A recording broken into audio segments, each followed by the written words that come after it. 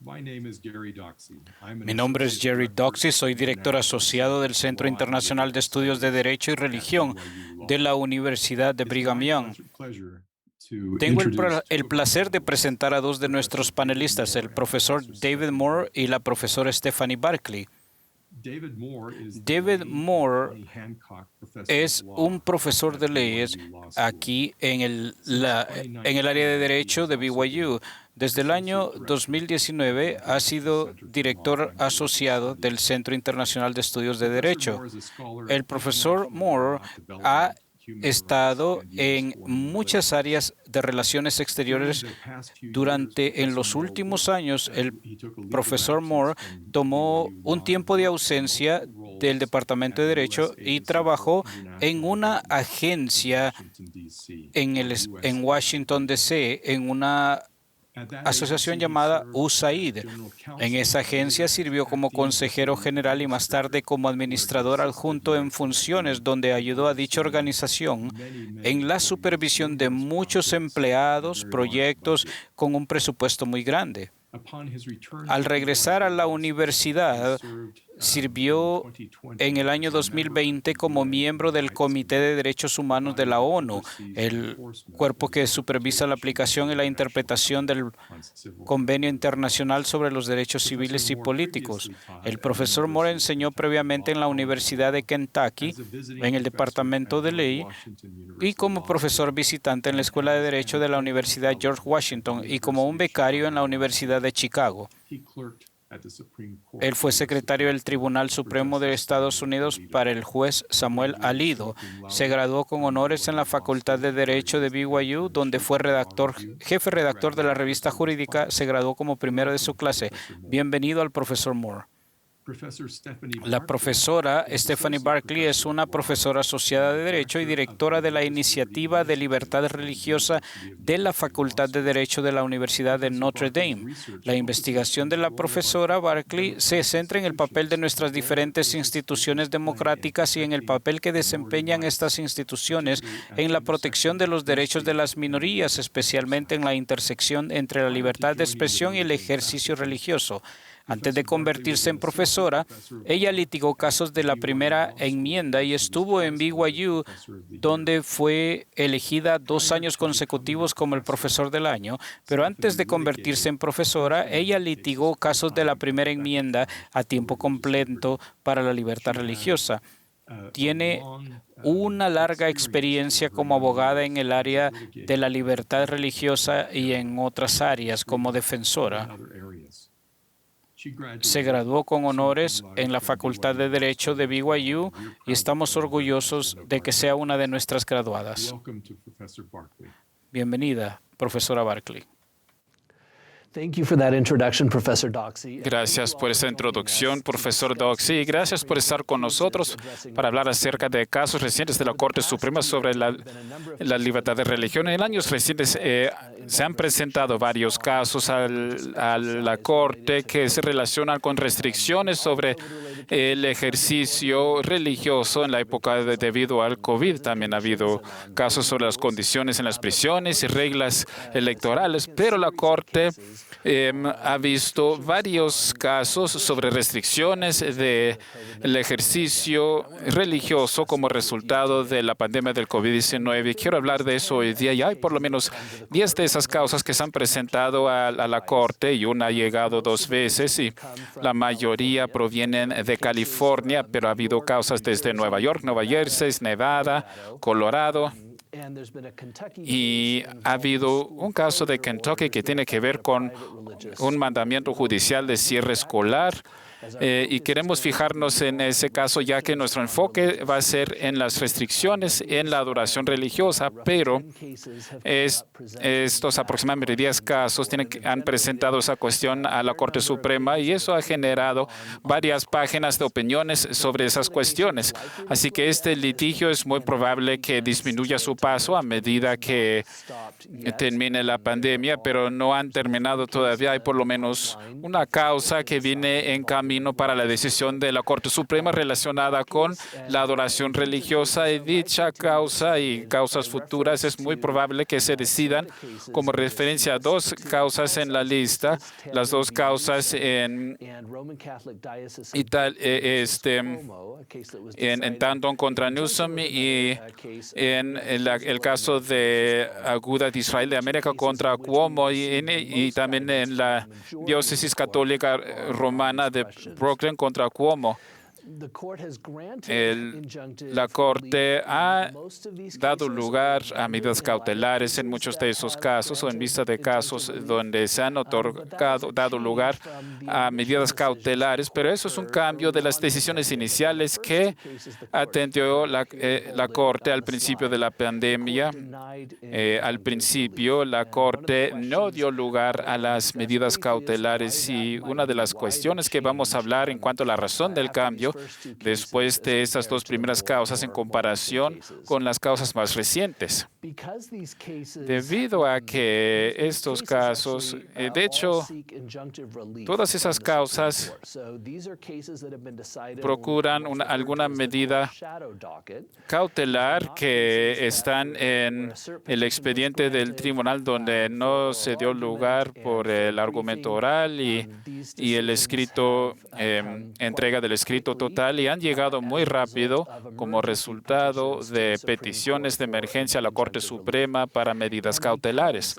Y debido a que la petición procura medidas cautelares o mandamientos judiciales preliminares, no se le está pidiendo decidir si ha ocurrido una contravención a la cláusula del libre ejercicio como parte del ejercicio religioso, sino más bien si se debe emitir una medida cautelar en contra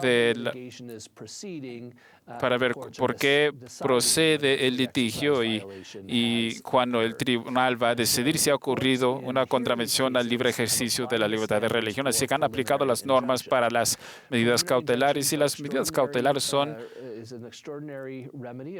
un remedio extraordinario y deben otorgar, y se le debe de dar lugar si existe la probabilidad de que el demandante tenga éxito en los méritos, y si no existe esa medida cautelar, el demandante sufrirá un daño irreparable, y también habrá consideraciones prudenciales en cuanto al perjuicio a la salubridad pública en general, si sí o no se da lugar a la medida cautelar. En estos casos, realmente lo del daño irreparable no ha sido una gran cuestión, y la Corte ha opinado que aún pequeñas contravenciones al libre ejercicio que solo ocurren durante un periodo corto causan daño irreparable, y de manera similar no ha habido consideraciones prudenciales significativas, y esto realmente ha dependido de la probabilidad del éxito sobre los méritos. Así que si bien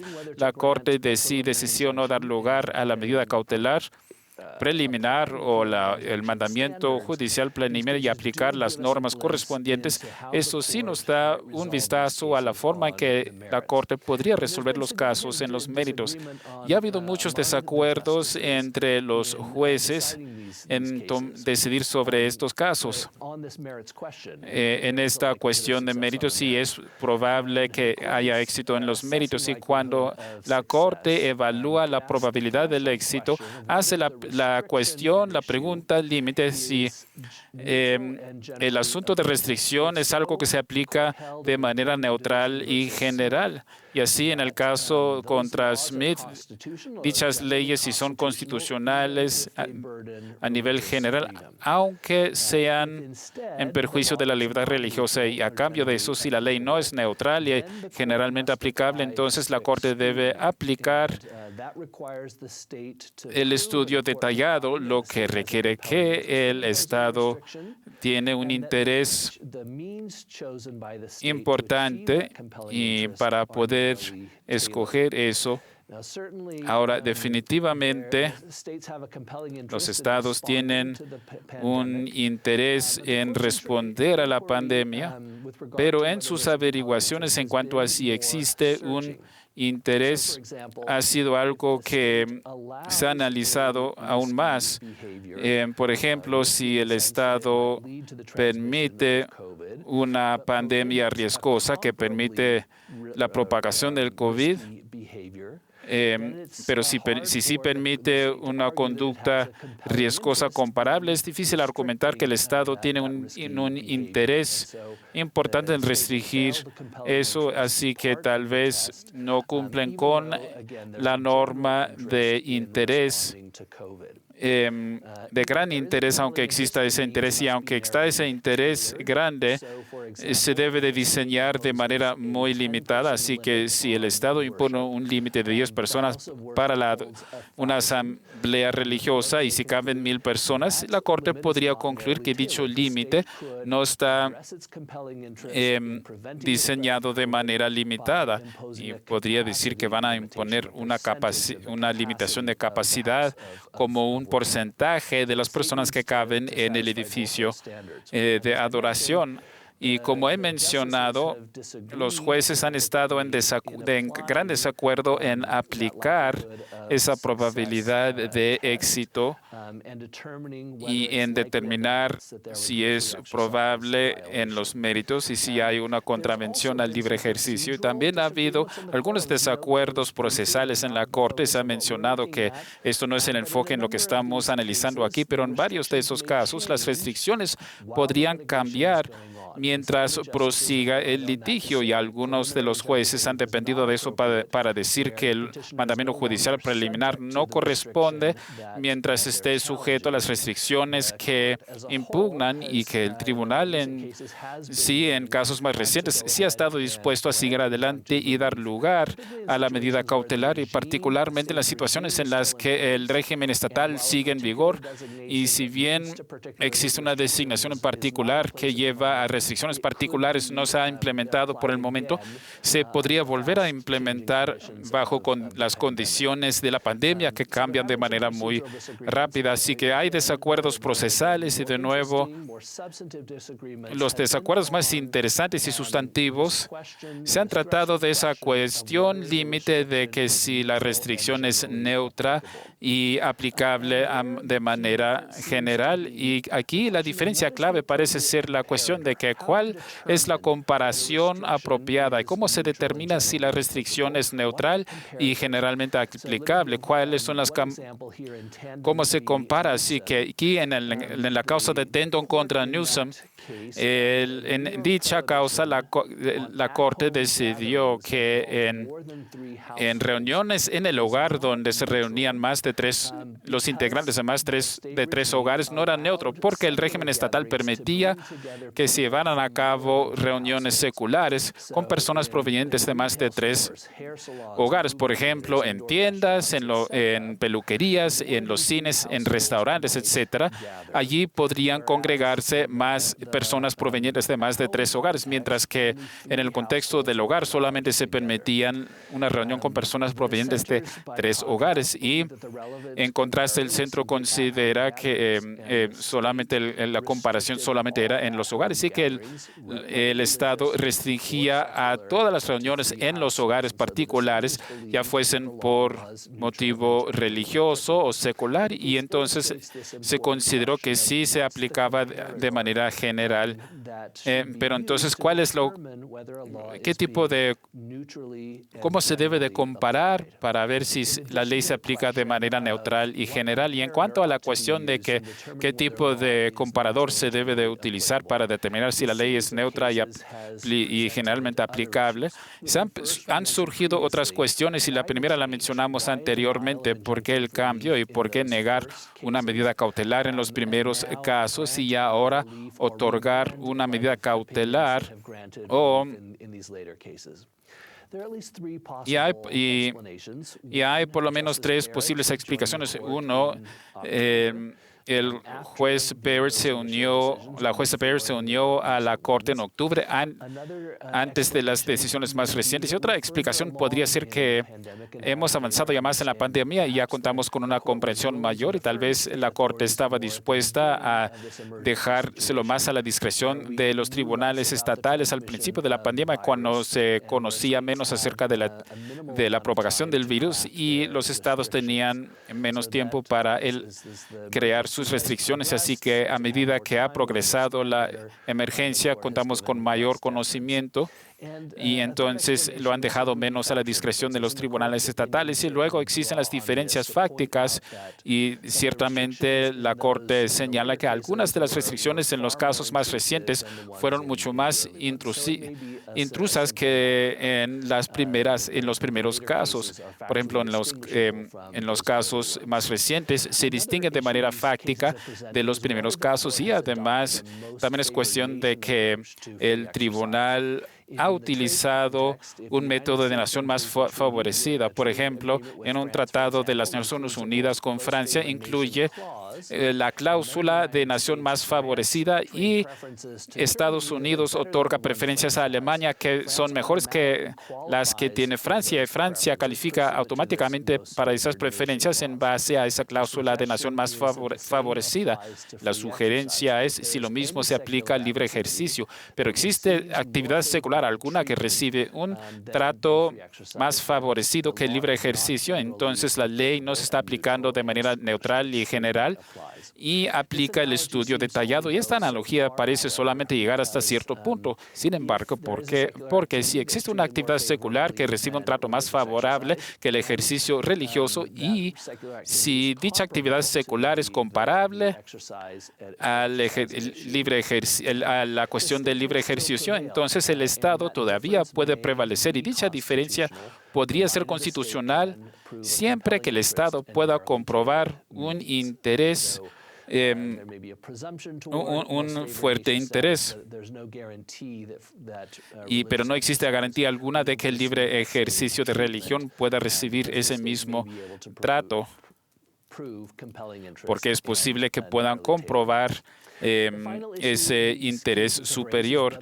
Y finalmente es cuestión de que si la Corte no ha dado lugar explícitamente en el caso de la división de trabajo contra Smith y si la ley se aplica de manera neutral y general, y entonces si la Corte aplica una norma tan exigente, entonces podría ser en efecto una conclusión de que si existe una carga sobre el libre ejercicio, entonces la ley no es neutra y entonces no se aplica de manera general, ya que correspondería a tal estudio detallado. Y es interesante leer eso en los escritos de las opiniones de la Corte Suprema y podemos sacar una teoría al respecto, pero existe una causa Fulton contra la ciudad de Filadelfia que presenta dicha cuestión de manera directa de que si el tribunal debería no dar lugar a eso en el caso contra Smith, en la división de empleo contra Smith.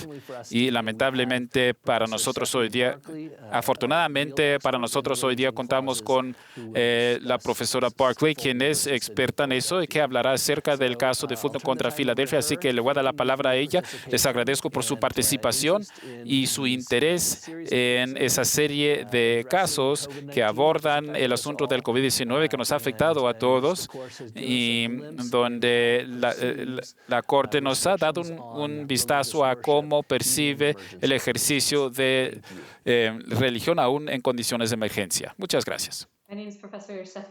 Soy la profesora Barkley y soy una asociada profesora de Derecho en la Escuela de Derecho de Notre Dame. Y es un gusto estar aquí con ustedes, con la comunidad, incluso aunque sea virtualmente. Se me ha pedido que hable sobre el caso pendiente ante la Corte Suprema en este momento, Fulton contra la ciudad de Filadelfia.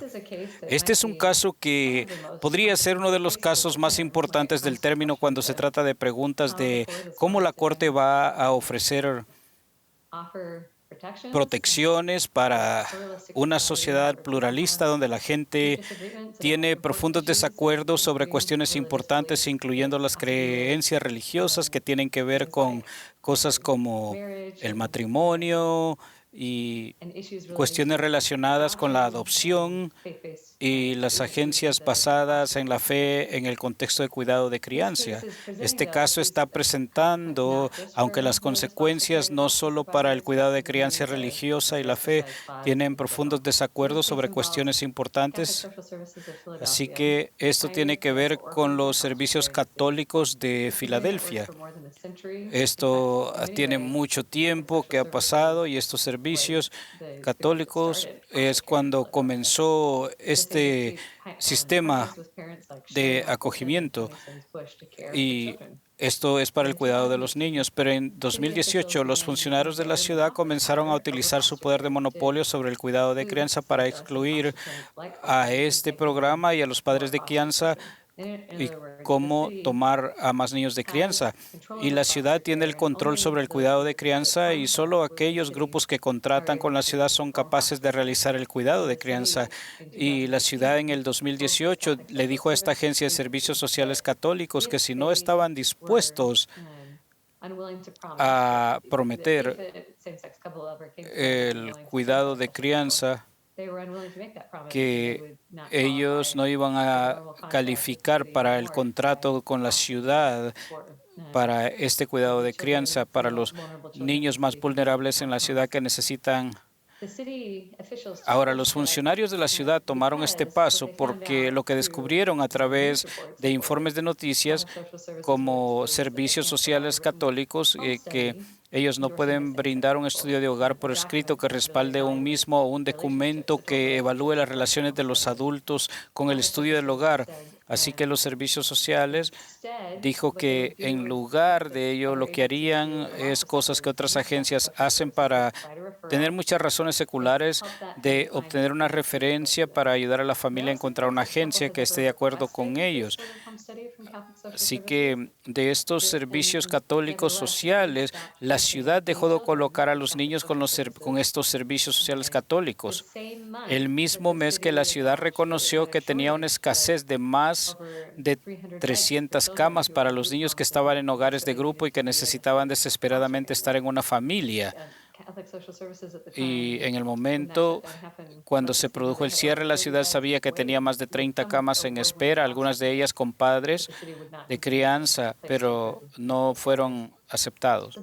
Así que la Corte Suprema concedió no solamente que Filadelfia viola las acciones de la primera enmienda, sino también la decisión de 1990, una decisión de empleo contra Smith que prometió un estándar más administrable para el ejercicio previo de las cosas que ha dividido a los tribunales inferiores sobre su interpretación. Hace un par de años, en una declaración con respecto a cierto caso de Kennedy contra Verminton, 4 jueces del Tribunal Supremo criticaron abiertamente como una decisión que recortaba drásticamente las protecciones del libre ejercicio en Fulton. Lo interesante es que en esta opinión no respeta un cierto caso, por ejemplo Kennedy, Bloomington, y ahora ha sido otro número de otras decisiones que han salido, y hay que estar al tanto que entre eso y la opinión concerniente a un caso y a otro, y ha habido otra decisión que ha venido por los contactos del COVID de la Corte Suprema también. Y para aclarar lo que significa en este caso frente a Smith, para muchos no es ser neutral o generalmente es que es un estándar bastante riguroso, que muchas leyes estarán sujetas a un escrutinio estricto si no tratan a los grupos religiosos y las creencias religiosas de una manera imparcial que lo hacen con otros tipos de creencias seculares, y la forma en que juzgamos que la imparcialidad, como nos fijamos en el interés que el gobierno ha identificado que está tratando de avanzar, y luego nos fijamos en la cantidad de exenciones seculares que el gobierno permite en virtud de la ley, a comparación de las mismas excepciones para otros grupos religiosos. Ahora, en este caso, En un caso de Burger contra Hodges, el famoso caso en la corte que estaba decidiendo el derecho para el matrimonio entre personas del mismo género en este país. Ese caso también llamado decente y honorable, creencias religiosas decentes y honorables sobre el sexo y el matrimonio, que eran creencias tradicionales, por lo que el informe por parte de la ciudad señaló que los servicios sociales católicos y la familia, este es un país donde debemos ser capaces de tener personas que tienen diferentes creencias sobre cuestiones como el matrimonio para que todavía pueda vivir y dejar vivir y ser parte de nuestra sociedad.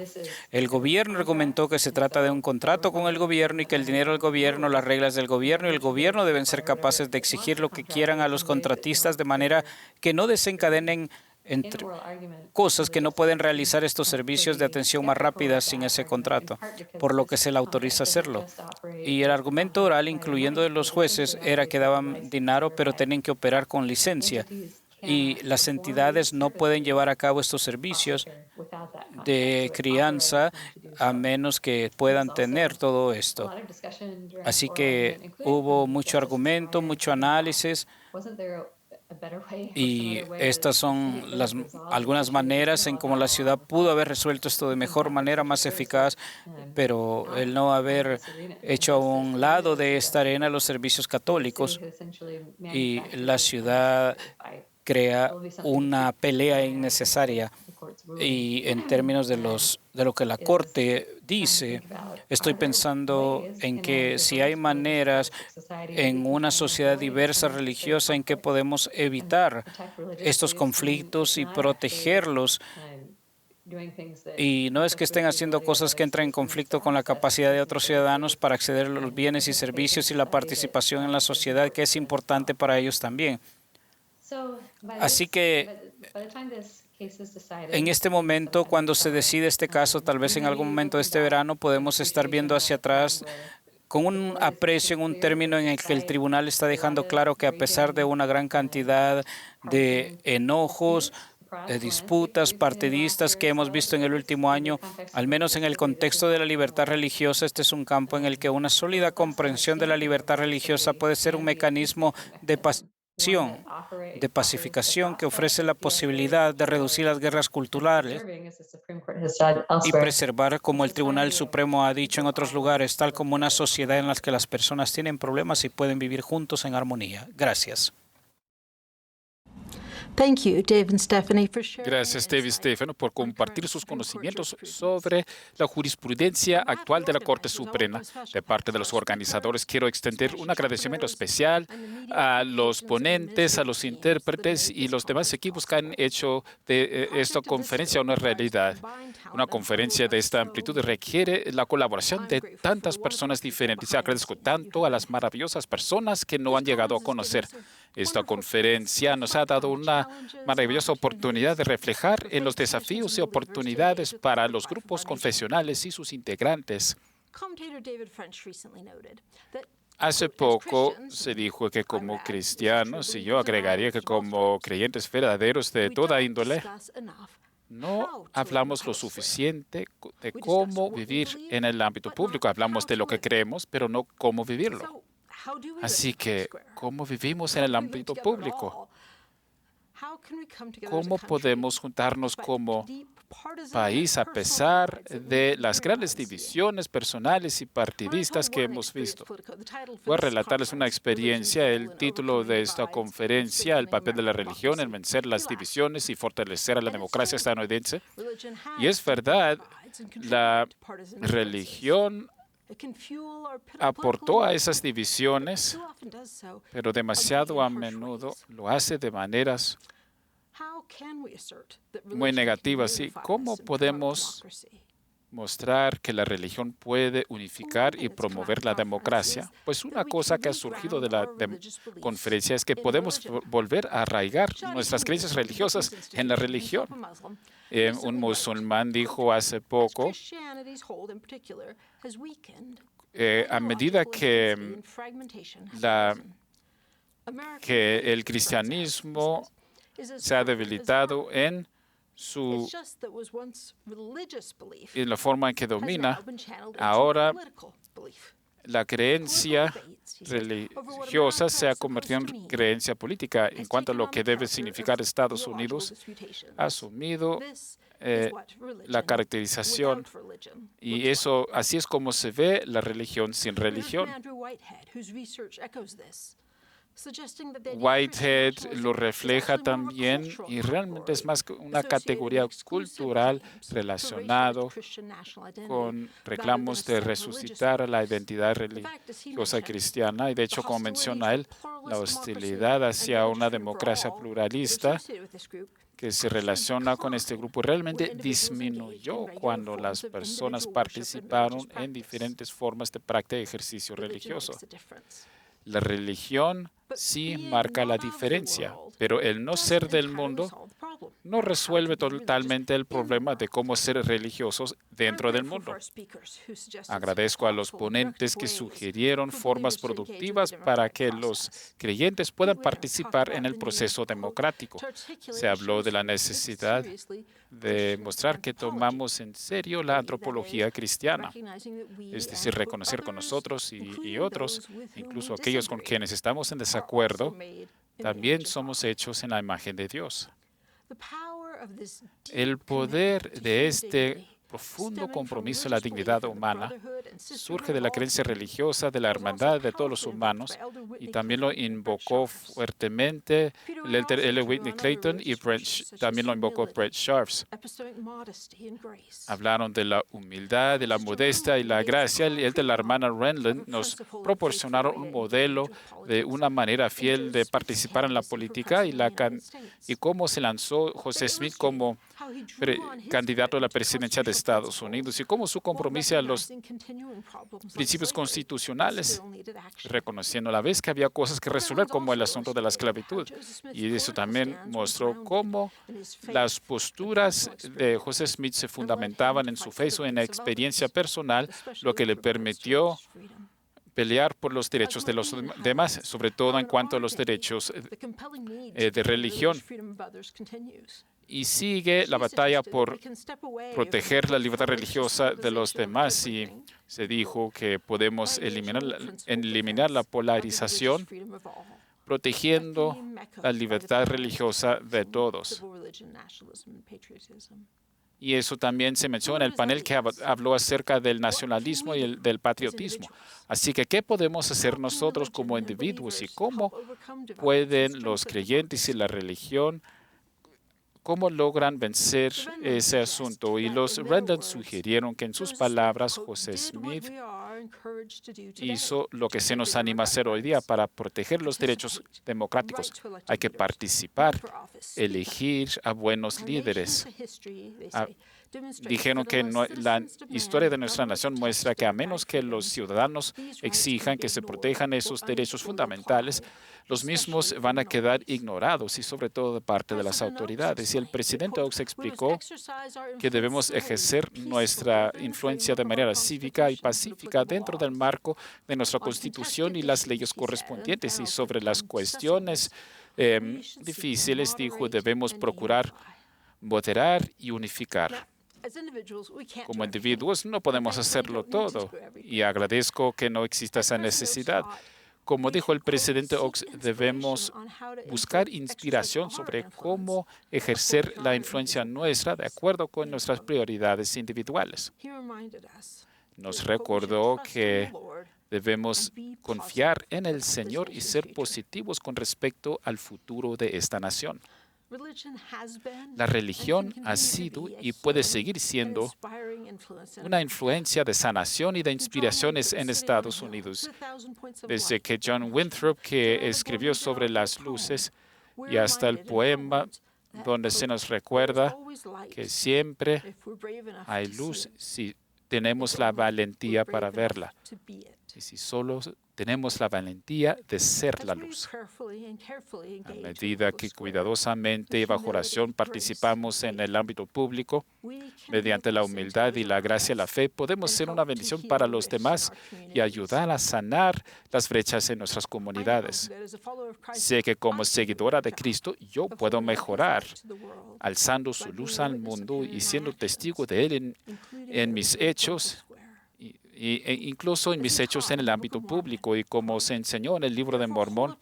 Por lo tanto, alzad vuestra luz para que brille al mundo, porque aquí yo soy la luz que debéis alzar, aquellos que me habéis visto hacer. Que todos alcemos nuestra luz, que veamos la luz divina en los demás y que seamos una luz y un faro para los demás en nuestra nación y en nuestro mundo. Gracias.